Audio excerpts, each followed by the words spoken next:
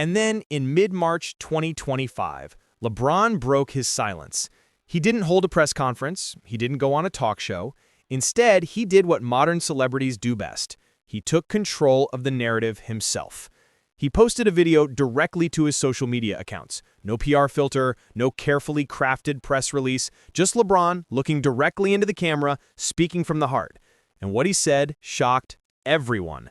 "I've been quiet for weeks," he began, his voice steady but emotional. "I've watched the rumors, the lies, the speculation. I've seen my name dragged through the mud, and I've stayed silent because I was told that's what I should do. But I'm done being silent." He paused, letting the weight of his words sink in. "The raid on my home was an invasion of my privacy and my family's privacy. Federal agents showed up at my house, went through my personal belongings, scared my family, and disrupted our lives. And for what? I'm not under investigation. I'm not a suspect. I've done nothing wrong. But my home was treated like a crime scene, and my reputation has been dragged through the mud." The emotion in his voice was undeniable. This wasn't the confident, untouchable LeBron that fans were used to seeing on the court.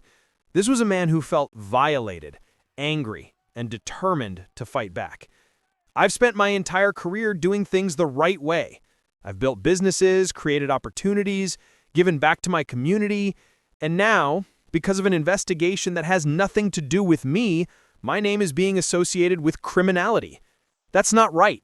That's not fair, and I'm not going to let it stand." He ended the video with a promise. "I'm going to fight this. My legal team is already taking action, and we're going to make sure that what happened to me doesn't happen to anyone else. Privacy matters, fairness matters, and I'm not backing down." Within minutes, the video had millions of views. Twitter erupted, Instagram comments flooded in by the thousands, and just like that, the narrative shifted. Fans who had been skeptical suddenly rallied behind him. "This is exactly what I thought," one comment read. "LeBron was targeted for no reason." Another said, "He's right to fight back. This is an abuse of power." Even some of his harshest critics paused and reconsidered their stance. NBA insiders weighed in. Former players, coaches, and analysts started defending LeBron publicly. Some pointed out that federal raids on celebrity homes often generate headlines, but rarely result in actual charges. Others questioned whether the authorities had overstepped their bounds. But not everyone was convinced. A small but vocal group continued to ask the obvious question. If LeBron wasn't the target, why raid his home in the first place? Here's where things get interesting, because as more details emerged, the story became a lot less scandalous and a lot more complicated. According to sources close to the investigation, the federal raid on LeBron's mansion wasn't actually about LeBron at all. It was part of a much larger probe into financial misconduct involving several high-profile business figures. LeBron wasn't a suspect, he was a potential witness. Or, more accurately, his business records were considered relevant to an investigation targeting someone else entirely. Federal investigators were reportedly searching for documents related to business associates who had financial dealings with LeBron's companies. These associates were under investigation for alleged fraud, money laundering, and other financial crimes. The authorities believed that records stored at LeBron's home might contain evidence relevant to the case. LeBron's legal team confirmed this publicly shortly after his video statement. "Mr. James is not a target of any investigation," his attorney said in a press release. "He has cooperated fully with authorities and has provided all requested documentation. The raid on his home was unnecessary and excessive given his willingness to cooperate." That statement changed everything. Suddenly, this wasn't a story about LeBron doing something wrong. It was a story about LeBron being caught crossfire of someone else's mess. It was a story about federal overreach, about retaliation. Fans who had rushed to judgment now felt guilty. Media outlets that had run speculative headlines started backpedaling, and public opinion swung hard in LeBron's favor. But that didn't erase the damage. The images of federal agents at his home were already burned into the public consciousness. The rumors, the speculation, the weeks of silence, all of it had taken a toll. And LeBron knew it.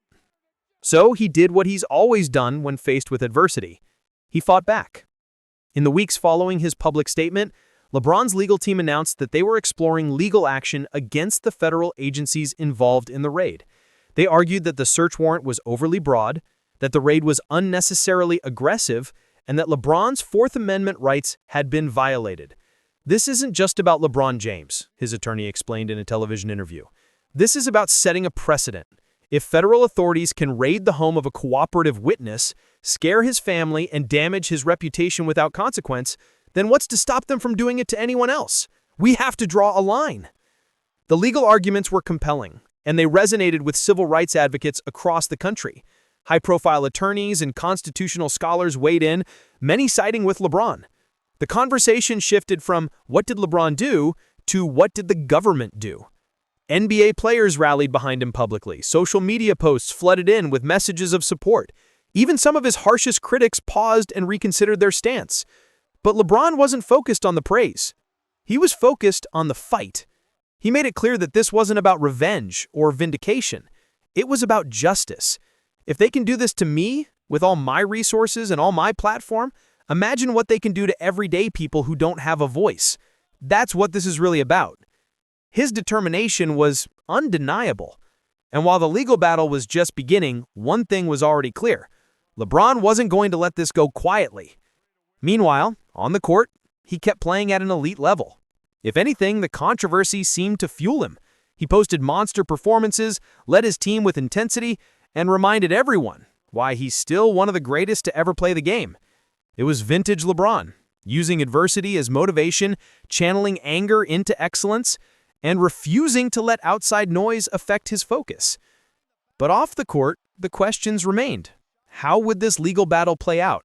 Would LeBron actually win a case against federal authorities?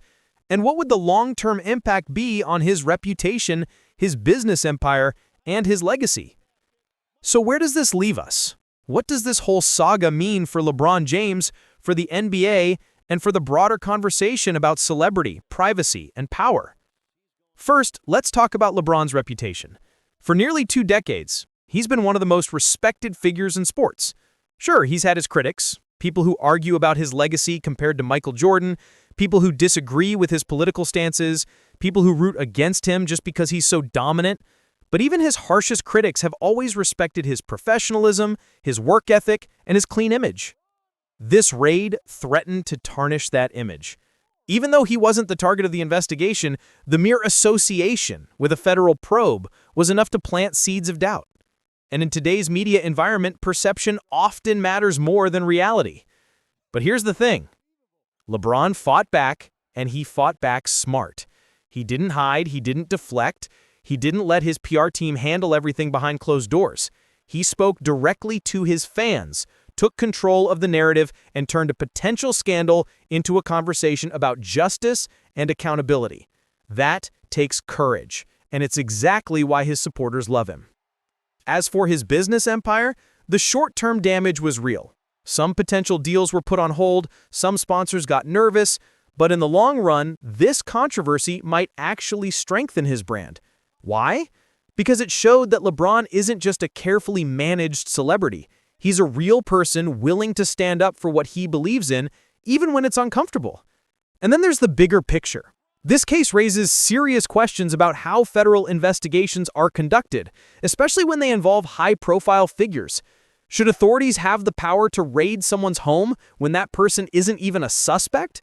What protections exist to prevent reputational damage when someone is caught in the crossfire of an investigation targeting someone else entirely? These aren't easy questions, and they don't have easy answers. But they're important questions, and LeBron's willingness to fight this battle might actually lead to meaningful change. For the NBA, this whole situation has been awkward. The NBA has stayed mostly silent, likely because they don't want to get involved in a legal battle between one of their biggest stars and federal authorities. But behind the scenes, you can bet they're watching closely. If LeBron's case sets a new legal precedent, it could have implications for other players, other celebrities, and other public figures who find themselves in similar situations. And for LeBron himself, he's made it clear that this isn't going to define him. He's not a victim. He's not backing down. And he's certainly not done building his legacy. If anything, this controversy has reminded everyone something they should have already known. LeBron James is a fighter, on the court and off it, and he doesn't lose easily. So here's the question we want to leave you with. Do you think LeBron was treated fairly by federal authorities? Should they have raided his home when he wasn't even a suspect? And what does this say about the price of fame and the power of the government in 2025? Drop your thoughts in the comments below. We want to hear where you stand on this. LeBron James just showed the world that even when you're at the top, nobody is untouchable. But he also showed that you don't have to take it lying down. His response to this raid wasn't just about defending himself, it was about defending a principle. And whether you're a LeBron fan or not, you have to respect that. This story isn't over yet. The legal battle is just beginning, and we'll be here to cover every twist, every turn, and every shocking moment. So if you want to stay updated on what happens next, make sure you hit that subscribe button and turn on notifications. We're bringing you the real... Now let's dig into what actually might have happened in that room. According to sources who claim to have inside knowledge, this wasn't just a random conversation. This was a carefully orchestrated meeting, planned weeks in advance, with only a handful of people in the loop. The location was allegedly chosen specifically because it was neutral territory. Not in LeBron's current team city, but not in the potential new team city either. Somewhere in between, where prying eyes would be less likely to notice. The kind of place where a billionaire athlete can move without causing a scene. Multiple sources suggest that high-ranking executives were present. We're not talking about assistant coaches or scouts. We're talking about decision-makers, the kind of people who have the authority to make multi-million-dollar commitments on the spot. The kind of people who don't take meetings unless something serious is on the table. What was discussed? That's where things get interesting because, depending on who you ask, you get different answers.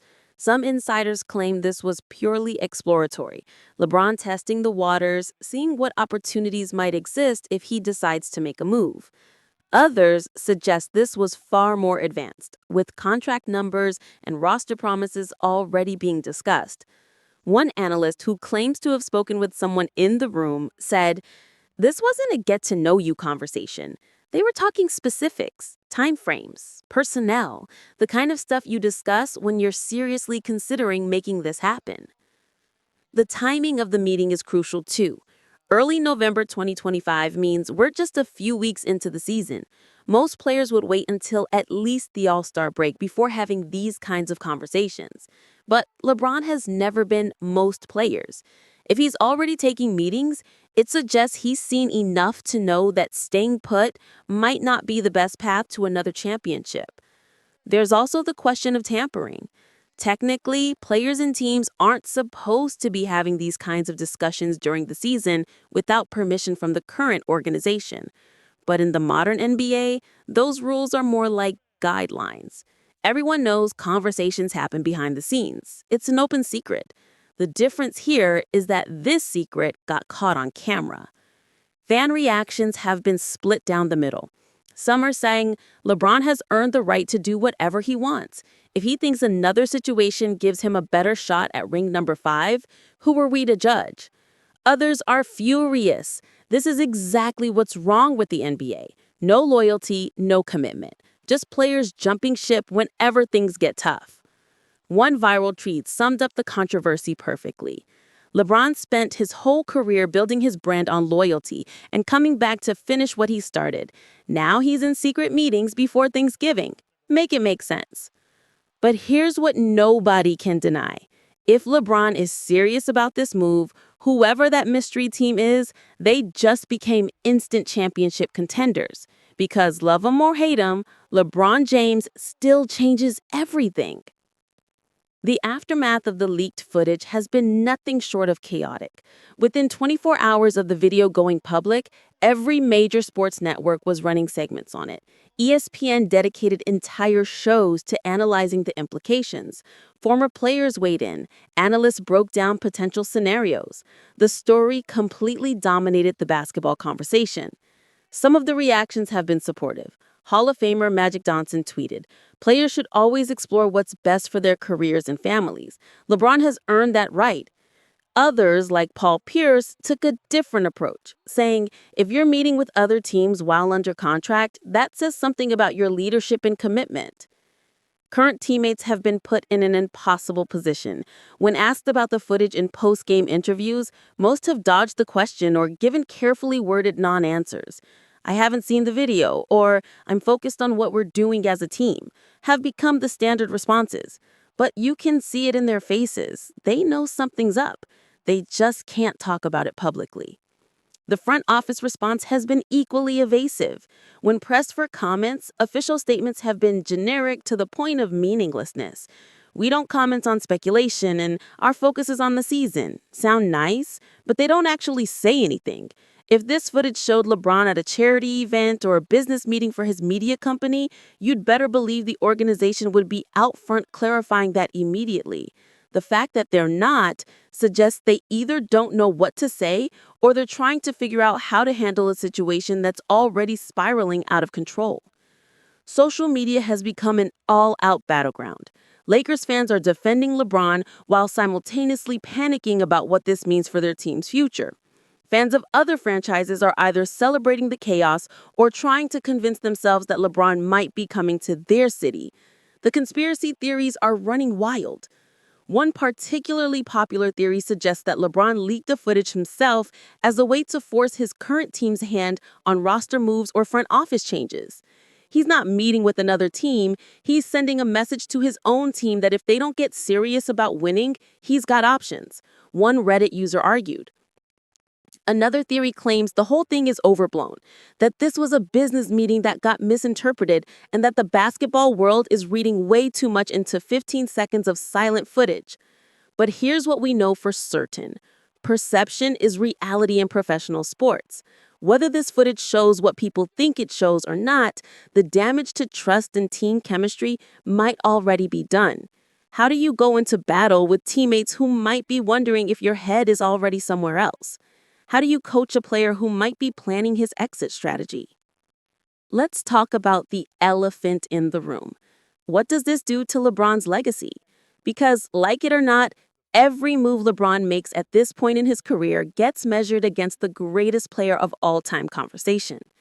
Michael Jordan played his entire prime with one team. Yeah, he had the Washington years at the end, but those are generally seen as an epilogue, not part of the main story.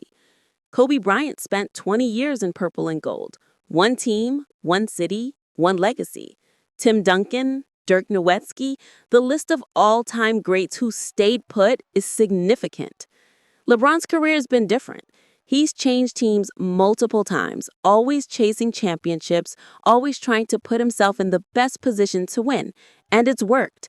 4 championships with 3 different franchises is an incredible achievement. But it also means that LeBron doesn't have that single city, ride or die narrative that some other legends have. If he moves again, especially this late in his career, the criticism is going to be intense. People will say he's ring chasing. They'll say he can't finish what he started. They'll question his loyalty and his competitive spirit. Fair or not, that's the conversation that will dominate sports talk radio for months. But there's another perspective. LeBron has always been open about being a businessman first. He's talked about legacy not just in terms of championships, but in terms of building generational wealth, creating opportunities, and making smart decisions for his family. If another situation offers him a better chance at winning while also aligning with his off-court goals, why wouldn't he explore that? One analyst put it this way: "We can't have it both ways. We can't celebrate LeBron for his business acumen and his ability to control his own destiny and then get mad when he exercises that control in a way we don't like. He's doing exactly what we've been praising him for doing his entire career." The GOAT debate will absolutely be affected by this too. LeBron supporters will argue that his willingness to take on new challenges and win in different situations actually strengthens his case. Critics will counter that Jordan never needed to keep changing teams because he built dynasties where he was. Both arguments have merit. Both will be argued endlessly on the internet until the end of time. But what's undeniable is LeBron is running out of time to add to his legacy. At 40, every decision matters exponentially more than it did at 30 or even 35. If he makes another move and it results in a 5th championship, especially if he's the clear leader of that team, it could actually enhance his legacy. But if he moves and it doesn't work out, if he ends his career ring chasing and coming up short, that's how he'll be remembered. The stakes couldn't be higher, which is exactly why this leaked footage matters so much. This situation with LeBron isn't just about one player potentially changing teams. It's a reflection of where the NBA is right now and honestly, where professional sports are heading in general. We're living in the player empowerment era. Stars have more control over their careers than at any point in basketball history. They decide where they want to play, who they want to play with, and when they want to move on. Teams have adapted by building around this reality, knowing that roster construction is now as much about appeasing superstars as it is about basketball fit. Is this good for the game? That depends on who you ask. Fans love the drama and the constant speculation. Every offseason becomes appointment television as we wait to see which stars will team up and which franchises will be left scrambling. The NBA has never been more popular from a media attention standpoint. But there's a cost. Team loyalty, which used to be one of the most powerful forces in sports, has been significantly diminished. Players change jerseys like people change jobs, treating franchises as stepping stones rather than homes. For older fans who grew up in an era where staying with one team was the norm, this can feel like a betrayal of what sports should be about. The reality is that players are adapting to the same principles that teams have used for decades. Teams have always traded players without hesitation when it benefited the organization. They've cut players, moved them across the country, and made personnel decisions based purely on business considerations.